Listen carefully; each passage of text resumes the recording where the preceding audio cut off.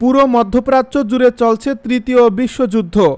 আমাদের হাতে এসেছে এই যুদ্ধের সর্বশেষ গুরুত্বপূর্ণ আপডেট সংবাদের শিরোনাম। শুরুতেই জানিয়ে দিব পিছু হটল যুক্তরাষ্ট্র, ইরানের নিষেধাজ্ঞা শিথিলের ঘোষণা। এবারে জানিয়ে দিব একটি চাঞ্চল্যকর প্রতিবেদন। পাকিস্তানকে চীন রাশিয়ার সারিতে রেখে ভয়ঙ্কর তথ্য দিলেন মার্কিন গোয়েন্দা প্রধান। আরও থাকছে ইরানের ক্ষেপণাস্ত্র শক্তি একটুও কমাতে পারেনি যুক্তরাষ্ট্র, দাবি মার্কিন গোয়েন্দা সংস্থার। সব শেষে জানিয়ে দিব ঈদ উপলক্ষে 5 দিনের যুদ্ধবিরতি দিল পাকিস্তান ও আফগানিস্তান। এতক্ষণ শুনছিলেন হাতে থাকা আপডেট সংবাদের শিরোনাম, এবারে বিস্তারিত।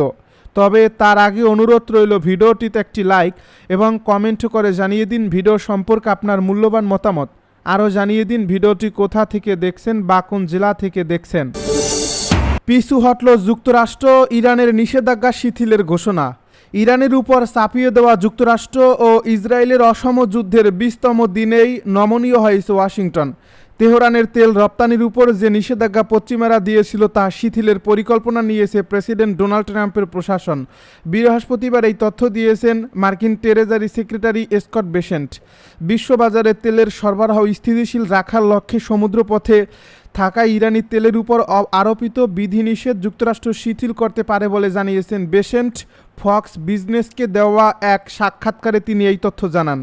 তিনি আরও জানান, প্রয়োজনে যুক্তরাষ্ট্র একতরফাভাবে তাদের নিজস্ব তেল মজুদ থেকেও বিশ্ববাজারে ছাড়তে পারে। বেসেন্ট এই সপ্তাহের শুরুতে উল্লেখ করেছিলেন যে মার্কিন প্রশাসনের অবগতিতে ইরানি তেলবাহী ট্যাঙ্কারগুলো ইতিমধ্যে হরমুজ প্রণালী আক্রমণ করছে, যা বিশ্ববাজারে তেলের সরবরাহ বজায় রাখতে সহায়তা করছে। পাকিস্তানকে চীন রাশিয়ার সারিতে রেখে ভয়ঙ্কর তথ্য দিলেন মার্কিন গোয়েন্দা প্রধান। পাকিস্তানকে রাশিয়া, চীন, উত্তর কোরিয়া ও ইরানের সঙ্গে একই সারিতে রেখেছেন যুক্তরাষ্ট্রের ন্যাশনাল ইন্টেলিজেন্সের পরিচালক তুলসী গ্যাবার্ড। তিনি বলেছেন, দেশটির দ্রুত অগ্রসরমান ক্ষেপণাস্ত্র সক্ষমতা ভবিষ্যতে যুক্তরাষ্ট্রের ভূখণ্ডকে আঘাতের আওতায় আনতে পারে। এই 5টি দেশ নতুন, উন্নত ও প্রচলিত বিভিন্ন ধরনের ক্ষেপণাস্ত্র পরিবহন ব্যবস্থা গবেষণা ও উন্নয়ন করছে, যেগুলো পারমাণবিক ও প্রচলিত উভয় ধরনের ওয়ারহেড বহনে সক্ষম এবং আমাদের মূল ভূখণ্ডকে আঘাতের পরিসরে নিয়ে আসে। বুধবার সিনেট ইন্টেলিজেন্স কমিটির সামনে 2022 সালের বার্ষিক হুমকি মূল্যায়ন উপস্থাপন করে তিনি এসব কথা বলেন। বৃহস্পতিবার এক প্রতিবেদনে এই তথ্য জানিয়েছে আল জাজিরা। পাকিস্তান সম্পর্কে আইন প্রণেতাদের গ্যাবার্ড বলেন, পাকিস্তানের দূরপাল্লার ব্যালিস্টিক ক্ষেপণাস্ত্র উন্নয়ন সম্ভাব্যভাবে এমন আন্তঃমহাদেশীয় ব্যালিস্টিক ক্ষেপণাস্ত্র অন্তর্ভুক্ত করতে পারে যার পাল্লা যুক্তরাষ্ট্রের মূল ভূখণ্ডে আঘাত হানার সক্ষমতা রাখে। লিখিত এই প্রতিবেদনে পাকিস্তানকে একাধিক হুমকি শ্রেণীতে অন্তর্ভুক্ত করা হয়েছে। ক্ষেপণাস্ত্রের ক্ষেত্রে বলা হয়, দেশটি ক্রমবর্ধমানভাবে উন্নত প্রযুক্তির ক্ষেপণাস্ত্র তৈরি করছে, যা তাদের সামরিক বাহিনীকে দক্ষিণ এশিয়ার বাইরে লক্ষ্যবস্তুতে আঘাত হানার সক্ষমতা দিচ্ছে। এই প্রবণতা অব্যাহত থাকলে ভবিষ্যতে এমন আইসিবিএম তৈরি হতে পারে যা যুক্তরাষ্ট্রের জন্য হুমকি হবে। গণবিধ্বংসী অস্ত্রের প্রসঙ্গে প্রতিবেদনে বলা হয়, পাকিস্তান, চীন, উত্তর কোরিয়া ও রাশিয়ার সম্ভবত এমন পরিবহন ব্যবস্থা গবেষণা ও উন্নয়ন চালিয়ে যাবে যা পাল্লা ও নির্ভুলতা বাড়াবে, যুক্তরাষ্ট্রের ক্ষেপণাস্ত্রে প্রতিরক্ষা ব্যবস্থাকে চ্যালেঞ্জ করবে এবং নতুন ধরনের গণবিধ্বংসী অস্ত্র ব্যবহারের বিকল্প তৈরি করবে। এই প্রতিবেদনটি দক্ষিণ এশিয়াকে দীর্ঘস্থায়ী নিরাপত্তা চ্যালেঞ্জের অঞ্চল হিসেবে উল্লেখ করে সতর্ক করেছে যে ভারত পাকিস্তান সম্পর্ক পারমাণবিক সংঘাতের ঝুঁকি বহন করে যাচ্ছে।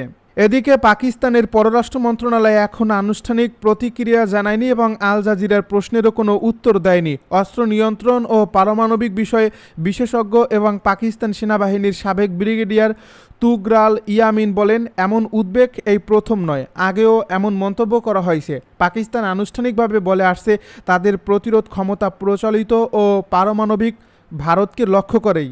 ভারত সম্পর্কেও পাকিস্তান সম্মানজনক শান্তি চায়। যুক্তরাষ্ট্র পাকিস্তানকে হুমকি বলছে বলে নয়। গ্যাবার্ডের এই মন্তব্য বর্তমান সক্ষমতার চেয়ে ভবিষ্যৎ সম্ভাবনাকে কেন্দ্র করে করা হয়েছে। তবে বিশেষজ্ঞরা এমন সম্ভাবনার যৌক্তিকতা নিয়েও প্রশ্ন তুলছেন।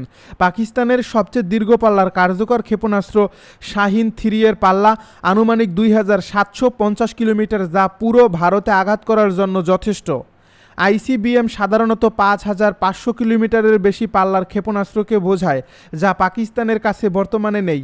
এর চেয়েও বড় বিষয়, যুক্তরাষ্ট্র ও পাকিস্তানের দূরত্ব 11,200 কিলোমিটারেরও বেশি। এমন পাল্লার ক্ষেপণাস্ত্র বর্তমানে কেবল রাশিয়া, যুক্তরাষ্ট্র, ফ্রান্স, চীন ও যুক্তরাজ্যের রয়েছে। ভারত ও উত্তর কোরিয়া এ ধরনের ক্ষেপণাস্ত্র তৈরি করছে। ইসরায়েলের জেরিকো 3 নামের ক্ষেপণাস্ত্র একই রকম পাল্লার বলে ধারণা করা হয়। ইরানের ক্ষেপণাস্ত্র শক্তি একটুও কমাতে পারেনি যুক্তরাষ্ট্র, দাবি মার্কিন গোয়েন্দা সংস্থার। মার্কিন প্রেসিডেন্ট ডোনাল্ড ট্রাম্প প্রশাসনের যুদ্ধে যাওয়ার অন্যতম প্রধান অজুহাতের সরাসরি বিরোধিতা করেছেন দেশটির 2 শীর্ষ গোয়েন্দা কর্মকর্তা। বুধবার তারা গোয়েন্দা সম্প্রদায়ের এই সিদ্ধান্তে পুনরায় অটল ছিলেন যে যুক্তরাষ্ট্রে আঘাত হানতে সক্ষম ক্ষেপণাস্ত্র তৈরি করতে ইরানের আরও অনেক বছর সময় লাগত। সিনেট ইন্টেলিজেন্স কমিটির সামনে সাক্ষ্য দেওয়ার সময় ন্যাশনাল ইন্টেলিজেন্সের পরিচালক তুলসী গ্যাবার্ট এবং সিআইএর পরিচালক জন র্যাটক্লিফ এটি নিশ্চিত করেননি যে ইরান 6 মাসের মধ্যে এ ধরনের দূরপাল্লার ক্ষেপণাস্ত্র উৎক্ষেপণ সক্ষম হবে কিনা। গ্যাবার্ট বলেন, তেহরান যদি চেষ্টা করে তবে 2035 সালের আগে তাদের বিদ্যমান মহাকাশ কর্মসূচির প্রযুক্তি এবং ক্ষেপণাস্ত্র উন্নয়ন সক্ষমতাকে কাজে লাগিয়ে আন্তঃমহাদেশীয় ব্যালিস্টিক ক্ষেপণাস্ত্র তৈরি শুরু করতে পারে। তবে জর্জিয়ার ডেমোক্র্যাট সিনেটর জন অশপ যখন ইরানের হুমকির বিষয়ে সুনির্দিষ্ট মূল্যায়ন জানতে চায় তখন গ্যাবার্ট তা দিয়ে অস্বীকার করেন। গ্যাবার্ট বলেন, কোনটি আসন্ন হুমকি আর কোনটি নয় তা নির্ধারণ করা গোয়েন্দা সম্প্রদায়ের দায়িত্ব নয়। তিনি আরও যোগ করেন যে এ ধরনের মূল্যায়ন সম্পূর্ণভাবে প্রেসিডেন্টের এখতিয়ার। গ্যাবার্ট গত বছর ট্রাম্প প্রশাসনের ডিফেন্স ইন্টেলিজেন্স এজেন্সির দেওয়া এই সিদ্ধান্তের সঙ্গে একমত পোষণ করেন যে যুক্তরাষ্ট্রে পৌঁছাতে সক্ষম অস্ত্র তৈরির প্রযুক্তিগত বাধাগুলো অতিক্রম করতে ইরানের আরও 1 দশক সময় লাগত। একইভাবে জন র্যাটক্লিফও ইরানের সক্ষমতা নিয়ে কোনো নির্দিষ্ট সময়সীমা উল্লেখ করেননি। পরিবর্তে তিনি ইউরোপ এবং ওই অঞ্চলে মার্কিন ঘাঁটি ও স্বার্থের জন্য ইরানের হুমকির উপর গুরুত্ব আরোপ করেন। তুলসী গ্যাবার্ট উল্লেখ করেন, রাশিয়া, চীন, উত্তর কোরিয়া ও পাকিস্তানের কাছে এমন ক্ষেপণাস্ত্র ব্যবস্থা রয়েছে যা যুক্তরাষ্ট্রের মূল ভূখণ্ডে আঘাত হানতে পারে, কিন্তু ইরানের ক্ষেত্রে এমন উন্নত সক্ষমতার কথা উল্লেখ করা হয়নি। গত মাসে স্টেট অব দ্য ইউনিয়ন ভাষণে প্রেসিডেন্ট ট্রাম্প দাবি করেছিলেন যে ইরান এমন ক্ষেপণাস্ত্র তৈরির কাজ করছে যা খুব শীঘ্রই যুক্তরাষ্ট্রে পৌঁছাবে।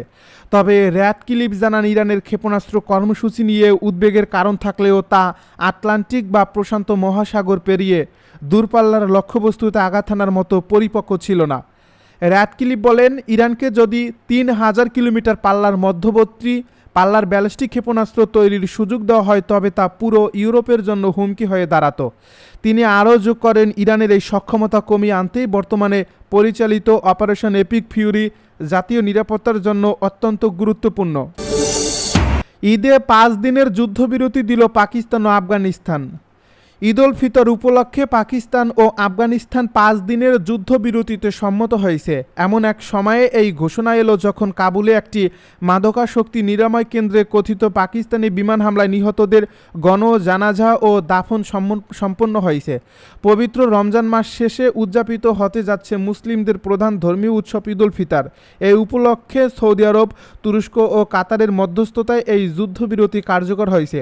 পাকিস্তানের তথ্যমন্ত্রী আতাউল্লাহ তাদের বুধবার জানিয়েছেন, আফগানিস্তানে বিমান হামলা বন্ধের এই সময়সীমা আগামী মঙ্গলবার শেষ হবে। তবে তিনি সতর্ক করে দিয়ে বলেছেন, সীমান্তে কোনো আক্রমণ, ড্রোন হামলা বা পাকিস্তানের অভ্যন্তরে কোনো সন্ত্রাসী ঘটনা ঘটলে পুনরায় সামরিক অভিযান শুরু করা হবে। এক বিবৃতিতে তারার বলেন, পাকিস্তান এই সৎ উদ্দেশ্যমূলক পদক্ষেপটি ইসলামের আদর্শের প্রতি শ্রদ্ধাশীল থেকে নিয়েছে। আফগান সরকারের মুখপাত্র জবিউল্লাহ মুজাহিদ যুদ্ধবিরতির বিষয়টি নিশ্চিত করলেও আফগান পক্ষের জন্য কোনো নির্দিষ্ট সময়সীমা উল্লেখ করেননি। তিনিও হুঁশিয়ারি দিয়ে বলেছেন, যে কোনো হুমকির ক্ষেত্রে তার দেশ সাহসিকতার সঙ্গে আগ্রাসনের জবাব দেবে।